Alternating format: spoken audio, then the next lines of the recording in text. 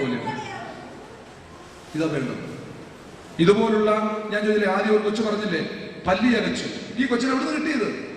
നമ്മുടെ കുടുംബത്തിൽ നിങ്ങൾ മാതാപിതാക്കൾ ഏതെങ്കിലും കുടുംബക്കാരുടെ, സ്വന്തക്കാരുടെയോ നാട്ടുകാരുടെയോ അല്ലെ അച്ഛന്റെയോ കുറ്റം പറഞ്ഞുകൊണ്ടിരുന്നപ്പോഴായിരിക്കും പല്ലി അരച്ചത്.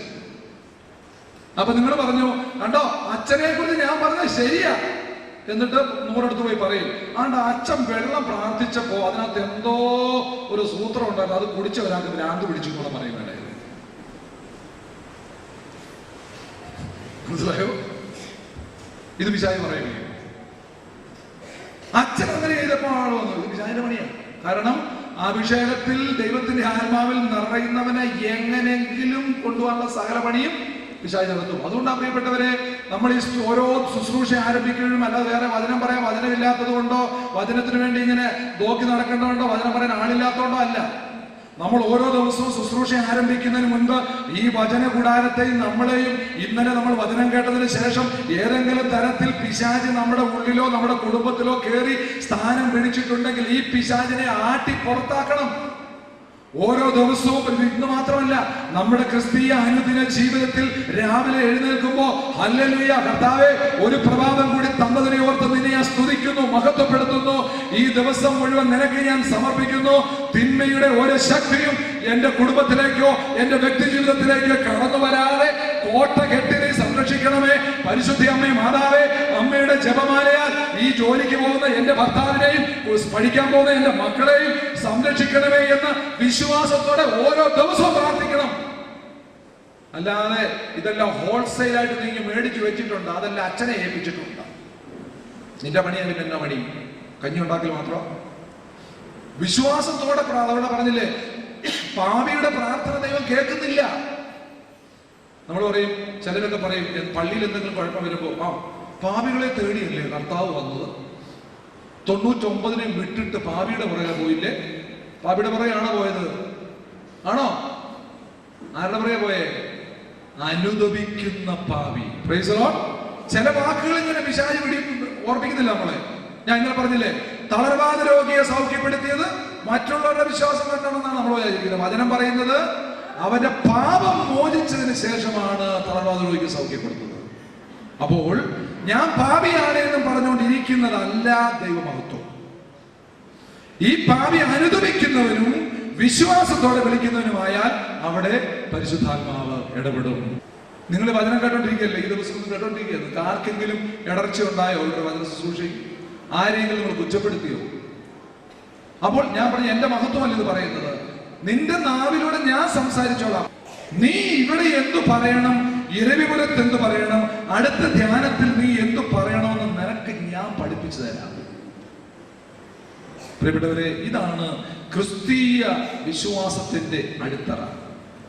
ഞാൻ പറയുന്നത് പോലെ ചെയ്യുവേ. നമുക്കറിയാം, ഇത് പുതിയ നിയമത്തിലും പത്രോസ് പറഞ്ഞില്ലേ, ഞങ്ങൾ എന്റെ പൊന്നു കർത്താവെ രാത്രി മുഴുവൻ വലയിട്ടു. ഞങ്ങൾ പഠിച്ച പണി, ചെറുപ്പം മുതൽ പഠിച്ച പണിയാ മീൻപിടുത്തം. രാത്രി മുഴുവൻ വലയിട്ടു ഞങ്ങൾ നടന്നു, ഒന്നും കിട്ടിയില്ല. കർത്താവ് പറഞ്ഞു, നീ ഈ പുറംപൂച്ചിനുള്ള ഈ മേലേക്കുള്ള പരിപാടി ഉണ്ടല്ലോ, അല്ലെങ്കിൽ അന്ധവിശ്വാസവും അല്ലെ താൽക്കാലിക രോഗശാന്തിക്കും ഒക്കെ അല്ല, നീ എവിടേക്ക് ഇറങ്ങണം? ആഴങ്ങളിലേക്ക് ഇറങ്ങണം. സാധാരണ കാണുന്ന ലോകത്തിന്റെ വ്യക്തി അല്ല നീ. ലോകത്തിന്റെ അധികാരി പിശാച. ഈ ലോകത്തിന്റെ ചിന്തകൾക്കും ലോകത്തിന്റെ താല്പര്യങ്ങൾക്കും വേണ്ടി വിളിക്കപ്പെട്ടവനല്ല നീ. നീ ആഴങ്ങളിലേക്ക് നിന്റെ ചിന്ത അല്ലെങ്കിൽ വചനം കേൾക്കാൻ നിന്റെ ഹൃദയം ആഴങ്ങളിലേക്ക് പോട്ടെ. നീ ക്രിസ്ത്യാനി ആയിരുന്നു പണ്ട്, നിനക്ക് അന്ന് ബോധ്യങ്ങളിലായിരുന്നു. നീ 3, 4, 5, 6 ധ്യാനങ്ങൾ കൂടി. ഇനി നീ പഴയ വ്യക്തി പോലെ ആയിരുന്നാൽ പോരാ. വചനം പറയുന്നുണ്ടല്ലോ ഹെബ്രായരുടെ ലേഖനത്തിൽ, പ്രകാശം ലഭിച്ചിട്ടും, നിനക്ക് പ്രകാശം ലഭിച്ചിട്ടും ഈ പ്രകാശത്തെ മറന്ന് വീണ്ടും നീ പഴയപടിയിലേക്ക് തിരിച്ചു പോയാൽ തിരിച്ചു വരിക അസാധ്യമാണ്. ഇന്നലെ അവിടെ കയ്യൊപ്പ് ശുശ്രൂഷ നടക്കുന്ന സമയത്ത് അത്ഭുതകരമായ ഒത്തിരിയേറെ സൗഖ്യങ്ങൾ ഒന്നും വിളിച്ചു പറഞ്ഞില്ല. ഒത്തിരി ആളുണ്ടായിരുന്നു. പള്ളിയിൽ ഞാൻ നിർത്തി, അവിടെ പോയി ഞാൻ അറ്റം വരെ ഞാൻ നിർത്തി. കഥ പറഞ്ഞു, നീ എല്ലാവരും പോയി സ്പർശിക്കണമെന്ന് പറഞ്ഞു, എല്ലാവരും പോയി തുടരണമെന്ന് പറഞ്ഞു. ഞാൻ കൊടുത്തോളാം സൗഖ്യം എന്ന് പറഞ്ഞു. Price the Lord. ഇവിടെവരെ ഇന്നലെ ഇരവുണ്ടായിരുന്ന കാലമുണ്ട്. അവിടെ ധ്യാനം കഴിഞ്ഞ് ശുശ്രൂഷയൊക്കെ കഴിഞ്ഞ് ആരാധനയുടെ മാഴുമൊക്കെ കഴിഞ്ഞപ്പോൾ ഓരോരുത്തരും മുന്നോട്ട് വന്ന് ഇങ്ങനെ സൗഖ്യം പറയാൻ തുടങ്ങി. എനിക്ക് ഇത്ര വർഷമായിട്ട് പ്രശ്നം ഉണ്ടായിരുന്നു. അതിനകത്തുള്ളൊരു ചേച്ചിയാണ് ചേച്ചി. ഇതിൽ വരാമോ? ആത്മാവിൽ ഇവരെല്ലാം ബോധ്യപ്പെടാൻ വേണ്ടി കർത്താവ് നമ്മളെ കർത്താവ് ഇന്ന് ജീവിക്കുന്ന ദൈവമാണെന്ന് ഇവർ അറിയാൻ വേണ്ടി, ഇവർക്കറിയാം. അതോടൊന്നുകൂടെ ഒന്ന് അടിവരയിട്ട് ഉറപ്പിക്കാൻ വേണ്ടി എന്താണ് ഇന്നലെ ധ്യാനത്തിൽ വരുന്നതിന് മുമ്പുള്ള ചേച്ചിയുടെ ജീവിതവും ഇപ്പോഴുള്ള ചേച്ചിയുടെ ജീവിതം? ഹല്ലേലൂയ. ഞാൻ ഇരവിത്തള കുട്ടിയാണ്. അവിടെ ഞാൻ പള്ളി കയറാനുള്ള ബുദ്ധിമുട്ട് കാരണം ഞാൻ പള്ളിയിൽ പോകാറില്ല. അങ്ങനെ ഞാൻ വീട്ടിലും തീവ്രമായി പ്രാർത്ഥിച്ച് 2 ദിവസം പ്രാർത്ഥനയെ കൂടി എൻ്റെ അടുത്ത് സാക്ഷിയൊക്കെ പറഞ്ഞു. നല്ല പ്രാർത്ഥനയാണ് ചേച്ചി വന്നാൽ കൊള്ളാമായിരുന്നത്. അതുകൊണ്ട് ഞാൻ വിചാരിച്ച് എൻ്റെ കുടുംബവും ഞാൻ എൻ്റെ ജീവിത പങ്കാളിയും എൻ്റെ മക്കളും ഞാൻ ആ ധ്യാനത്തിൽ പങ്കെടുക്കുമെന്ന് ഞാൻ 3-ാം ദിവസം തീരുമാനിച്ചു. അങ്ങനെ ഞാൻ 6 മണിക്ക് പള്ളിയിൽ പോയി ഞാൻ സ്റ്റെപ്പ് കയറി പള്ളിയുടെ അകത്ത് ഇരുന്ന് പ്രാർത്ഥിച്ച് എൻ്റെ പച്ചൻ എൻ്റെ തലയ്ക്ക് പിടിച്ച് പ്രാർത്ഥിച്ച് എൻ്റെ നെറ്റിയിലൊന്നുകൂടി ഞാൻ തെറിച്ച് എവിടെയോ വീണ് അവിടെ നിന്ന് ഞാൻ ഓടി എഴുന്നേറ്റ്. എനിക്ക് 3 വർഷം കൊണ്ട് നടക്കാൻ പറ്റത്തില്ലായിരുന്നു. ആദ്യമെങ്കിലും കൈപിടിച്ച് ഞാൻ നടക്കുന്നത്. ഇന്ന് ഞാൻ പല സഹായമില്ലാതെ കർത്താവിനെ കൈപിടിച്ച് നടത്തുന്നു.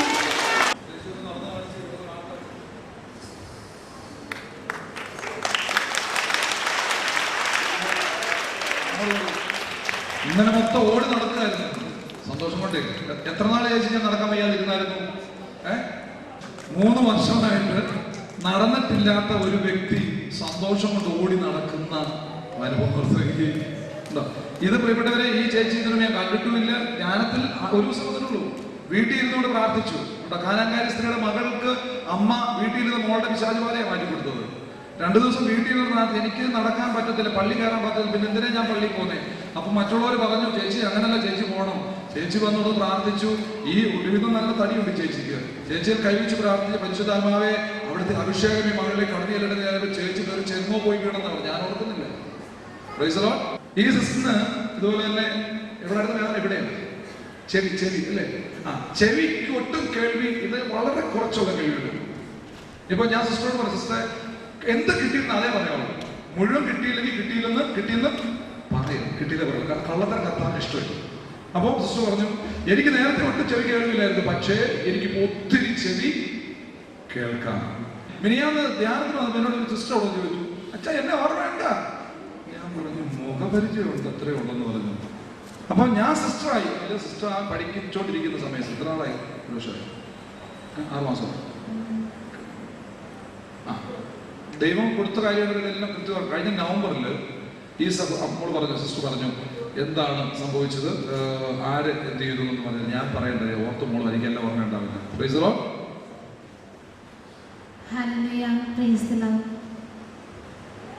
എൻ്റെ പേര് സിസ്റ്റർ ആദിത്യ മേരി.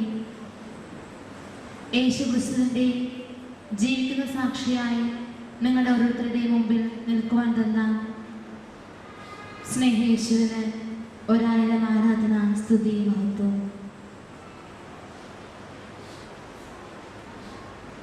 കഴിഞ്ഞ നവംബർ മാസത്ത് എൻ്റെ 2 കൈകളിലും, അതായത് 10 വിരലുകളിലും അരിമ്പാറ പോലെ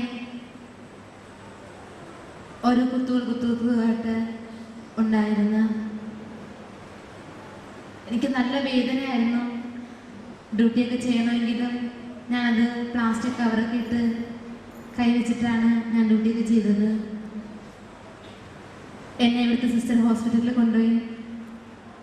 അപ്പോൾ അവിടുത്തെ ഡോക്ടർ എന്നോട് ചോദിച്ചു, സിസ്റ്റർ കീബോർഡോ കമ്പ്യൂട്ടറോ ചെയ്യുമോന്ന്. അപ്പം ഞാൻ പറഞ്ഞ 2 ഞാൻ ചെയ്യും. അപ്പോൾ കൂടുതലായിട്ട് ചെയ്യുന്ന കീബോർഡാണ്. അപ്പം കീബോർഡിൽ നിന്ന് സിസ്റ്ററിന് വൈറസ് കയ്യിൽ ഇൻഫെക്ഷനായിട്ട് കയറിയിട്ടുണ്ട്. അതുകൊണ്ടാണ് സിസ്റ്ററിന് ഇങ്ങനെ ഇനി കരിച്ച് കളഞ്ഞാലേ ഇത് മാറുകയുള്ളൂ. അപ്പം നമുക്ക് ഓപ്പറേഷൻ ഫിക്സ് ചെയ്യാം. ഡിസംബർ 8-ാം തീയതി സിസ്റ്ററിൻ്റെ കയ്യിൽ ഓപ്പറേഷനാണെന്ന് പറഞ്ഞു. അതായത് എല്ലാം ഒരുമിച്ച് ചെയ്യാൻ പറ്റത്തില്ല, ഓരോ വിരലായിട്ട് ചെയ്യാൻ പറ്റത്തുള്ളൂ. ഒന്ന് ചെയ്യുകയാണെങ്കിൽ തന്നെ 3000 രൂപ എന്ന്. രൂപയൊന്നുമല്ല വലിയ കാര്യം, എൻ്റെ കൈയല്ലെന്ന് പറഞ്ഞാണ് എനിക്ക് ഭയങ്കര സങ്കടമായിരുന്നു. അത് മാത്രമല്ല സെലക്ഷൻ ഉണ്ടല്ലോ, ദൈവമേ എനിക്ക് സിസ്റ്ററാകാൻ പറ്റുമോ എന്നൊക്കെയുള്ള ഭയങ്കര ഭയപ്പാടും വേദനയും എല്ലാം ഉണ്ടായിരുന്നു. ഒത്തിരി വിഷമിച്ച് നടക്കുമ്പോഴാണ് ഫാദർ വിൽസന്റെ ധ്യാനം ഇവിടെ നടക്കുന്നത്. എന്നിട്ട് ഞാൻ അച്ഛനെ കണ്ട് പറഞ്ഞു, അച്ഛൻ എൻ്റെ കൈ ഇങ്ങനെയാണ്. അച്ഛൻ പറഞ്ഞു, മോളെ വിഷമിക്കുന്ന വേണ്ട, സുഖമായി പോരെ, ഭയം വല്ലതും ഉണ്ടോ? അപ്പം ഞാൻ പറഞ്ഞു, ഇല്ല, ഞാൻ യേശു വിശ്വസിക്കുന്ന സുഖമാവും എന്ന് ഞാൻ വിശ്വസിക്കുന്നു. എങ്കിലും അടുത്ത പ്രാവശ്യം ഞാൻ വരുമ്പോൾ നമുക്ക് സുഖമാവും. അതേപോലെ യേശുനാഥൻ എന്നെ സൗഖ്യപ്പെടുത്തി. എനിക്ക് 10 വിരലുകളിലും ഉണ്ടായിരുന്നത് ഒന്നും തന്നെ ഇപ്പം എൻ്റെ കയ്യിലില്ല, ശൂന്യമായ ആളാണ്.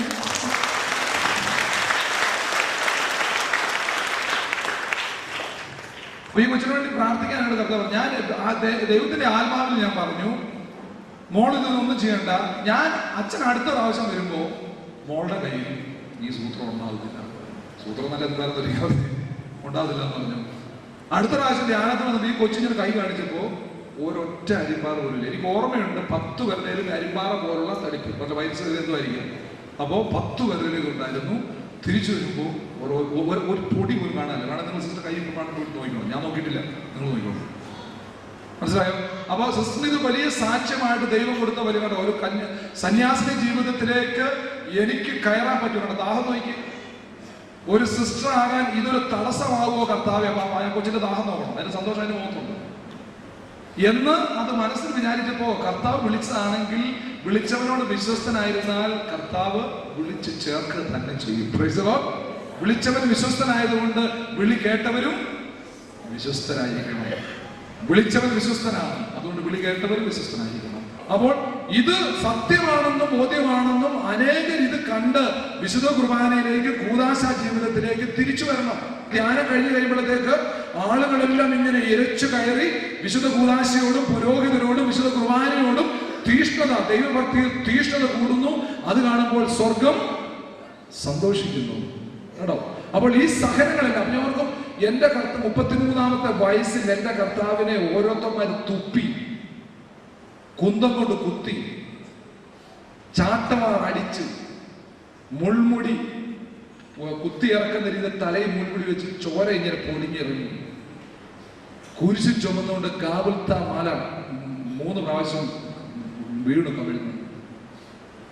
ഇത് എടുത്തുകൊണ്ട് പിന്നെ പോവാ. എന്നാ ഒരു പ്രാവശ്യം വീണപ്പോ ഞാൻ ദൈവത്തിന്റെ പരിശുദ്ധ അമ്മയുടെ ഉദരത്തിൽ പറഞ്ഞവനാ, എനിക്കിതൊന്നും ആവശ്യമില്ലാന്ന് തിരിച്ചു പോന്നാ പോരായിരുന്നു.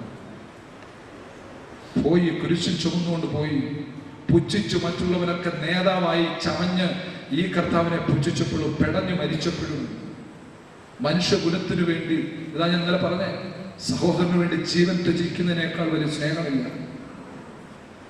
വർഷങ്ങൾ കഴിഞ്ഞിട്ടും ഈ യേശു ലോകരക്ഷകനാണെന്ന് ലോകം മുഴുവൻ വിശ്വസിക്കുന്നുണ്ട്. നിങ്ങൾക്കും എനിക്കും അറിയാം, അക്രൈസ്തവരായ എത്രയോ മക്കള് യേശുവിനെ ആരാധിക്കുന്നു. അക്രൈസ്തവരായ എത്രയോ വ്യക്തികളെ ജപമാല കൈകൊണ്ട് നടക്കുന്നു. അവരുടെ വിശ്വാസം എത്ര പേരെന്നറിയാമോ? ഒരിക്കൽ ദുബായിൽ ഒരു ശുശ്രൂഷ ചെയ്ത് ഒരു കുടുംബത്തിൽ ഒരു ഭാര്യ ഭർത്താവും, അവർ കൊല്ലംകാർ തന്നെയാണ്, ഈ കല്ലടയ്ക്ക് അടുത്തുള്ള സ്ഥലം, മർത്തോമക്കാരൻ. അപ്പൊ 3 മാസമായി അവർക്ക് ജോലി നോക്കിയിട്ട് കിട്ടുന്നില്ല. അപ്പൊ അന്ന് ഒരു ഇന്റർവ്യൂ ഉണ്ട്. അവർ തിരിച്ചു പോരാൻ ഭയങ്കര വിഷമത്തിലാണ്. ഒരു മോൻ ഇവിടെ ഉണ്ട്, ജോലിയില്ല, തിരിച്ചു പോകണം. വിസിറ്റിംഗ് വിസ പോയതാണ്. അവർ പറഞ്ഞു, അച്ഛാ ഇന്നൊരു ഇന്റർവ്യൂ അതുകൂടെ പാസ്സായില്ലെങ്കിൽ എൻ്റെ ഭാര്യ തിരിച്ചു പോകണം, അച്ഛൻ ഒന്ന് പ്രാർത്ഥിക്കും. അങ്ങനെ ഇവരെ കണ്ടു, ഇവരുടെ കുടുംബ സാഹചര്യങ്ങളൊക്കെ കർത്താവിന് സമർപ്പിച്ചു. കർത്താവിനോട് പറഞ്ഞു, ഇന്നത്തെ ഇന്റർവ്യൂവിന് ഇവിടെ പാസ്സാകാൻ പോവാന്ന് പറയാൻ പറഞ്ഞു. എന്നിട്ട് അപ്പൊ മർത്തോമക്കാരി ആയതുകൊണ്ട് എനിക്കൊരു മടി, ജപമാല ചൊല്ലണേന്ന് എനിക്ക് മെസ്സേജും കിട്ടി. ജപമാലയോട് പറയാൻ എനിക്കൊരു മടി, കാരണം ഞാൻ അങ്ങനെ നിർബന്ധിച്ചൊരാളെ വിശ്വാസം ഏൽപ്പിക്കാറില്ല. അവരവരുടെ വിശ്വാസം അവരെ രക്ഷിക്കട്ടെ, കർത്താവ് അല്ലെങ്കിൽ സമയമാകുമ്പോൾ വേണ്ടത് വേണ്ട സമയത്ത് കൊടുക്കും എന്നുള്ള ചിന്തയുള്ളത് കൊണ്ട് ഞാൻ പറഞ്ഞു, കർത്താവ് ഞാൻ ആവശ്യപ്പെടുന്നു, ജപമാല ചൊല്ലണം. നമ്മൾ പറയാൻ പറ്റില്ലെങ്കിലും കർത്താവ് എനിക്ക് സന്ദേശം നൽകിയത് പറയാണ്. പരിശുദ്ധ അമ്മയോട് മധ്യസ്ഥ അപേക്ഷ പറയാൻ പറഞ്ഞു. ഉടനെ ഈ മർത്തോമക്കാരിയായ ഈ മകള് എവിടുന്നാണെന്ന് എനിക്കറിയില്ല, 2 ജപമാല എൻ്റെ കയ്യിൽ എടുത്തു വന്നു. എന്നിട്ട് പറഞ്ഞു, അച്ഛാ ഞാൻ എന്നും ജപമാല ചൊല്ലുന്നു, അച്ഛൻ ഈ ജപമാല ഒന്നുകൂടെ ഒന്ന് പ്രാർത്ഥിച്ചു തന്നാൽ മതി, ഞാൻ ഇന്റർവ്യൂവിന് പോവാന്ന് പറഞ്ഞു. Price the Lord. ഇവിടെവരെ ഉച്ച കഴിഞ്ഞ് ആ മകള് ഇന്റർവ്യൂവിന് പോയി. ഈ ജപമാല കൈ പിടിച്ചോണ്ട് തന്നെ പോയി. അവിടെ ചെന്ന് ഇന്റർവ്യൂ അവൾ വളരെ പാസ്സായി എന്ന് മാത്രമല്ല, പ്രതീക്ഷിച്ചതിനേക്കാൾ ഒരു വലിയ ജോലിയൊന്നുമില്ല, പക്ഷെ ഭയങ്കരമായ ശമ്പളം. മറ്റൊന്ന്, ഈ നാട്ടിലുള്ള മകനെ കൂടി ദുബായിലേക്ക് കൊണ്ടുവരാൻ വേണ്ടിയുള്ള വിസ ആ കുടുംബക്കാർ ശരിയാക്കി കൊടുത്തു. Price the Lord. ആ ഓരോ നമ്മുടെ വിഷമഘട്ടങ്ങളിൽ, സഹനത്തിൽ ഇത് കർത്താവിന് വേണ്ടി ഏറ്റെടുക്കുന്ന സഹനമാണെന്ന് കർത്താവിന് ബോധ്യപ്പെട്ടാൽ, പ്രിയപ്പെട്ടവരെ, കർത്താവ് കരുണ കാണിക്കുന്ന കർത്താവാണ്. ഈ ദിവസങ്ങളിൽ എത്രയോ പേര് കർത്താവിന്റെ നാമത്തിൽ കൈനത്തിലൂടെ അല്ലെങ്കിൽ പ്രാർത്ഥിച്ചതിലൂടെ എത്രയോ പേർക്ക് ശാരീരിക സൗഖ്യം കിട്ടി. വിശ്വാസമില്ലായിരുന്ന എത്രയോ മക്കള് വിശ്വാസം സ്വീകരിച്ചു. ദൈവത്തെ ധിക്കരിച്ച് അന്യ ദൈവങ്ങളുടെ പുറകെ പോയ എത്ര പേര് തിരിച്ചു വന്നു. ലക്ഷങ്ങൾ മേടിച്ചാൽ കിട്ടുമോ ഈ സന്തോഷം? എന്റെ പേര് സ്വർഗത്തിൽ എഴുതപ്പെട്ടു എന്നുള്ളത് ഞാൻ സന്തോഷം. നമ്മുടെ ഓരോരുത്തരുടെയും വ്യക്തി ജീവിതത്തിലും സ്വാർത്ഥ ചിന്തകളും താല്പര്യങ്ങളും അപ്പുറത്ത് ഈ ദൈവത്തിന്റെ ആത്മാവിന് വേണ്ടി ഹൃദയം നുറുങ്ങി പ്രാർത്ഥിച്ച, ഹൃദയം നുറുങ്ങി ശുശ്രൂഷ ചെയ്ത, എൻ്റെ സന്യാസ ജീവിതം, എൻ്റെ പൗരോഹിത്യ ജീവിതം എനിക്ക് വേണ്ടിയുള്ളതല്ല, അനേകരുടെ മാനസാന്തരത്തിനും അനേകരുടെ ജീവിത വിശുദ്ധിക്കും അനേകരുടെ രക്ഷയ്ക്കും വേണ്ടിയുള്ളതാണെന്ന് കർത്താവിന്റെ മുമ്പിൽ ഏറ്റു പറഞ്ഞാൽ കർത്താവ് അത്ഭുതം ചെയ്യും. അടയാളങ്ങൾ കൊണ്ട് സ്ഥിരപ്പെടുത്തും. ഞാൻ പറയും, ഈ അടയാളങ്ങളും രോഗശാന്തികളും ഒക്കെ കർത്താവിലേക്ക് കൂടുതൽ അടുക്കാനുള്ള വഴികളും മാർഗദീപങ്ങളുമായിട്ട് മാറും. ഇന്നലകളിൽ ചെയ്യാൻ സാധിക്കാത്തതിന് ഇനിയുള്ള കാലം പരിഹാരം ചെയ്യാനെങ്കിലും പറ്റണം. നിമിഷസുഖത്തിന് വേണ്ടി നിത്യസുഖം കളഞ്ഞു കുളിച്ച സാഹചര്യങ്ങൾ ഓർക്കണം. നഷ്ടപ്പെട്ടതിന്റെ മൂല്യമറിയാതെ നേടിയതിന്റെ മഹിമയിൽ ഊറ്റം കൊള്ളരുത്. നഷ്ടപ്പെടുത്തിയത് വലുതാണ്. രക്ഷകനെയാണ് നഷ്ടപ്പെടുത്തിയത്. താൽക്കാലിക രക്ഷയ്ക്ക് വേണ്ടി കുടുംബത്തിൽ പൊരുത്തം പറഞ്ഞപ്പോൾ വേറൊന്നിന്റെ പുറകെ പോയി ഈ നിത്യരക്ഷ ഞാൻ നഷ്ടമാക്കിയിട്ടുണ്ടെങ്കിൽ അനുദപിച്ച് തിരിച്ചു വരാൻ തീരുമാനമെടുക്കണം. പ്രിയപ്പെട്ടവരെ, നഷ്ടപ്പെട്ടതിന്റെ മൂല്യമറിയാതെ നേടിയതിന്റെ മഹിമയിൽ ഊറ്റം കൊള്ളരുത്. ഞാൻ ഇന്ന കുടുംബത്തിൽ പിറന്ന വ്യക്തിയാണ്, ഞാൻ ഇന്നതൊക്കെ നേടി, എനിക്ക് ഇത്രയൊക്കെ സ്ഥലമുണ്ട്, എനിക്ക് ഇത്ര മക്കളുണ്ട്, എന്റെ മക്കളൊക്കെ വലിയ നിലയില. നിന്റെ മക്കളെയൊക്കെ നിലയിലാക്കിയവനെ നീ ഓർക്കുന്നുണ്ടോ? നീ തിരിച്ചു വരാൻ വേണ്ടിയിട്ടാണ് നിന്റെ മക്കളെയൊക്കെ ഉന്നതിയിലേക്ക് ഉയർത്തിയത്. നിനക്ക് സ്വത്ത് തന്നത് പാവപ്പെട്ടവൻ പട്ടിണി കിടക്കുമ്പോ അവൻ ഒരു നേരത്തെ ആഹാരം കൊടുക്കാനാണെന്ന് നീ എന്നെ മനസ്സിലാക്കാത്തത്. നീ വന്നപ്പോലെ കൊണ്ടുവന്നായിരുന്നു. അല്ലെങ്കിൽ ഈ സ്വത്ത് ഏത് രീതിയിൽ നിന്റെ അപ്പനും അമ്മയും ആരെയെല്ലാം വഞ്ചിച്ചെടുത്തിട്ടുണ്ടാക്കിയതാണെന്ന് നീ തിരിച്ചറിഞ്ഞോ? ഇതാ ഞാൻ പറഞ്ഞ മനസ്സാക്ഷി ചോദിക്കുന്നത്. എനിക്ക് അർഹതപ്പെടാത്തത് എന്തെങ്കിലും എന്റെ കയ്യിലുണ്ടെങ്കിൽ അത് മോഷ്ടിച്ചതാണ്. എന്റെ ജീവൻ പോലും എന്റെ ദാനമാണെന്ന് ഞാൻ ആദ്യം പറഞ്ഞ പോലെ, മിനിഞ്ഞാന്ന് വൈകിട്ട് ജീവിച്ചിരുന്ന ചെറുപ്പക്കാരൻ ഇന്നലെ രാവിലെ മരിച്ചപ്പോൾ ഇന്നലത്തെ ധ്യാനം കൂടാൻ അവന് പറ്റിയില്ല. എന്തിന് പ്രിയപ്പെട്ടവരെ നമ്മൾ അഹങ്കരിക്കും? നമ്മുടെ കുടുംബക്കാരോട്, വ്യക്തികളോട് നമ്മൾ വൈരാഗ്യവും ശത്രുതയും പകയും വെച്ചുകൊണ്ടിരിക്കുന്നു. സ്വന്തം കുടുംബത്തിൽപ്പെട്ടവരോട് തന്നെ സംസാരിക്കാൻ പറ്റാത്ത സാഹചര്യങ്ങളായിരിക്കുന്നു. വചനം പറഞ്ഞ എന്താ?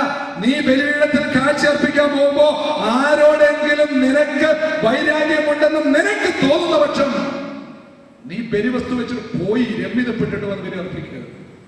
പ്രിയപ്പെട്ടവരെ, എനിക്ക് ആത്മാവിൽ പറയാൻ പറ്റും, ഈ ലോകത്തൊരു വ്യക്തിയോടും എനിക്ക് വൈരാഗ്യമോ ശത്രുതയോ പകയോ ദേഷ്യമോ ഒന്നുമില്ല. ഞാൻ ഒരിക്കലും അങ്ങനെ ബലി അർപ്പിക്കില്ല. പണ്ടൊക്കെ ചിലപ്പോൾ ബുദ്ധിയുടെ അങ്ങനെ ചെയ്തുകൊണ്ടാവും. അതുകൊണ്ടാണ് ഞാൻ പറഞ്ഞത്, ഓരോ വിശുദ്ധ ബലി അർപ്പിക്കുമ്പോഴും എന്റെ കണ്ണു നിറയുന്നത് എന്റെ കർത്താവിനെ ഒരിക്കൽ കൂടി കൈകളിൽ എടുക്കാനുള്ള ഭാഗ്യം എനിക്ക് നല്ല ഓർത്തത്. നമ്മുടെയൊക്കെ അനുദിന ജീവിതത്തിൽ ആചാരങ്ങളുടെയും പാരമ്പര്യങ്ങളുടെയും പുറകെ പോയി ക്രിസ്തുവിന്റെ ജീവിത ശൈലി നഷ്ടപ്പെടുത്തിയിട്ടുള്ള ക്രിസ്ത്യാനികളാണ് നമ്മളെങ്കിൽ ആചാരവും പാരമ്പര്യവും അല്ല വലുത്. യേശു ക്രിസ്തുവിന്റെ ജീവിത ശൈലി സ്വന്തമാണ്.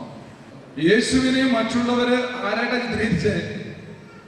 തികച്ചും പാപത്തിൽ പിറന്ന നീ. ഓക്കെ, ഇതാ ഞാൻ ഇന്നലെ പറഞ്ഞേ.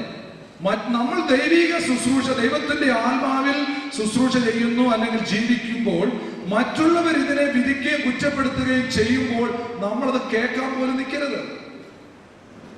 അവിടെ കർത്താവ് ഒന്നും തിരിച്ചു പറയുന്നില്ല. നീ പാപിയായി നീ മറ്റുള്ളവനെ കണ്ണു തുറക്കുന്നോടവേ. എന്നിട്ട് ഇവര് ചെയ്യുന്നത് ഇവനെ, കർത്താവിനെ പുറത്താക്കി. നമുക്ക് വേദന തോന്നണം ഇത് കേൾക്കുമ്പോ, ഹൃദയം പൊട്ടണം. അപ്പോൾ എൻ്റെ സഹോദരൻ, എൻ്റെ കുടുംബത്തിൽ, എൻ്റെ സമൂഹത്തിൽപ്പെട്ട ഒരു വ്യക്തിക്ക് ഈ പൈശാചികമായിട്ടൊരു രോഗമുണ്ടായിക്കൊള്ളട്ടെ, സഹനങ്ങളുണ്ടായി, വേദന ഉണ്ടായപ്പോൾ അതിൽ പങ്കുചേരാൻ പറ്റാതെ, അത് എനിക്കൊന്നും അറിയണ്ട, എനിക്ക് ഇതിനേക്കാൾ വലിയ കാര്യങ്ങൾ എൻ്റെ കുടുംബത്തിൽ ശരിയാക്കാൻ കിടപ്പണ്ട, പിന്നെ നിന്റെ കാര്യം ചോദിക്കുന്നതല്ല.